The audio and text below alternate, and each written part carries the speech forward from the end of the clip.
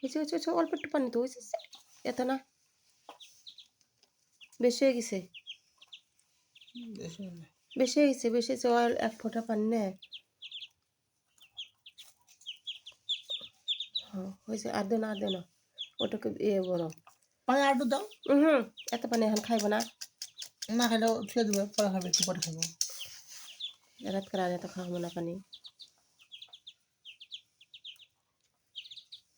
রাত করে পানি খাওয়াতেছি তো হাঁসের বাচ্চারে, তো পানি প্রচুর ঠান্ডা, তো ওরা তো ছোটো বাচ্চা, ঠান্ডা পানি খাওয়া যাবে না, সেই জন্যে যে পানি একটু কুসুম গরম করে নিয়ে আসলাম, আর সাথে লাইসোবিট দিলাম। লাইসোবিটের পরিমাণটা একবারে অল্প একটু দিতে হবে, অল্প একটু পানি অল্প একটু দিতে হবে। এই লাইসোবিটটা খাওয়ালে রোগ প্রতিরোধ ক্ষমতা বাড়ে, যেন ওদের ঠান্ডা না লাগে, রোগ বলাই কম হয় আর কি, সেই জন্য। ওরা সুস্থ সবল থাকে, চঞ্চল থাকে। আপনারা যারা চীনা হাঁসের বাচ্চা পালেন এবং পালতে চান, তারা মানে বাচ্চা ফুটলে 3 দিন এই লাইসোবিটটা খাওয়াবেন। আমরা যে আজকে 2 দিন খাওয়ালাম, আর 1 দিন খাওয়ালে শেষ হবে। তো ধন্যবাদ সবাইকে আমাকে ভিডিওটা দেখার জন্যে।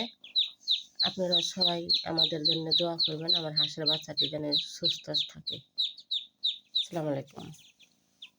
আমরা তুমি করো, এদিকে নামানো লাগবো। আসো, এটা চালু করো। আসো, এই যে এখন আমরা পানিটা এই খাওয়াবো। দেখো আসতেছে এত সময় সবাই। খাবার খাইলো তো এখন পানিটা খাবো, দেখেন কিরকম করে খায়। মানে অল্প একটু পানি দিতে হইব, ছোটো বাচ্চা তো, তা না হলে বুকে পানি লাগলে ভিজলে ঠান্ডা লাগবে ওদের, সেই জন্য অল্প একটু পানি দিচ্ছি, যেন অল্প একটু করে খায়। ঠিক আছে, সেই ভালো লাগে হাঁস মুরগি পালতে। ওই যে একটা আসতেছে, ওই দেখেন একাই আসে, একাই বাসায় যায়, ওদের কি টার্গেট, কি সুন্দর চিনে ওই যে সবকিছু। পুষি আবার ছু মারতেছে। এখানে আবার খুশি হয়েছে ছৌ মারার জন্যে।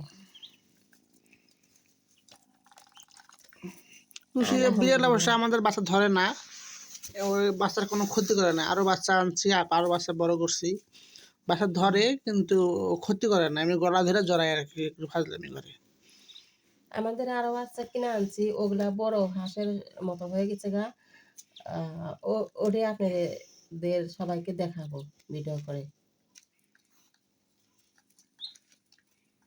আছে অনেক, যে একটা চীনা হাঁসের ফার্ম করার, আপনারা সবাই দোয়া করবেন আমাদের জন্য, আমরা যেন একটা ফার্ম গড়তে পারি। আমাদের প্রথম বাচ্চা হাঁসের বাচ্চা হইলো, আবার ডিম দিতেছে আরেকটা হাঁস। আমাদের কুশির ঠান্ডা লাগছে, প্রচুর ঠান্ডা লাগছে, ঠান্ডা গ্যার 12 মাস গ্যার লাগিয়ে করতেছে। থাকে। আর এখানে ওই যে আসছিল, ওর মা আছে এখানে, ওর মারে বাইরে রাখছি, আর ওরে এই যে এই ঘরের মধ্যে রাখছি।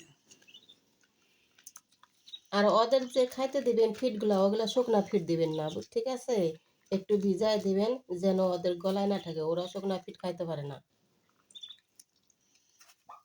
যারা চীনা হাঁস পালতে ইচ্ছুক তারা আমাদের এই চ্যানেলটি সাবস্ক্রাইব করবেন আর ফলো করে দিয়ে রাখবেন, যাতে সবসময় আপনি ভিডিওগুলো দেখতে পারেন।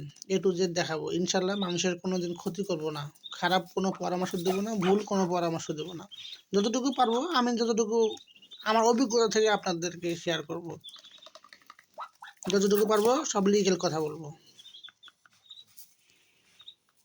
শেষ করে দিচ্ছি, এখন আবার দিলাম।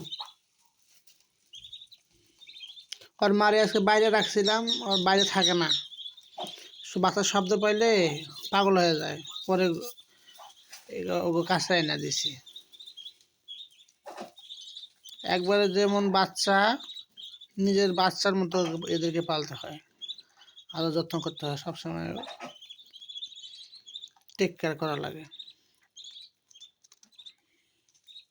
দেখি শুরু করছি, আল্লাহ কত দূর নিয়ে যাবে সম্পূর্ণ ধাপে ধাপে ভিডিও দিব ইনশাল্লাহ। ভালো থাকবেন সবাই, আসসালামু আলাইকুম।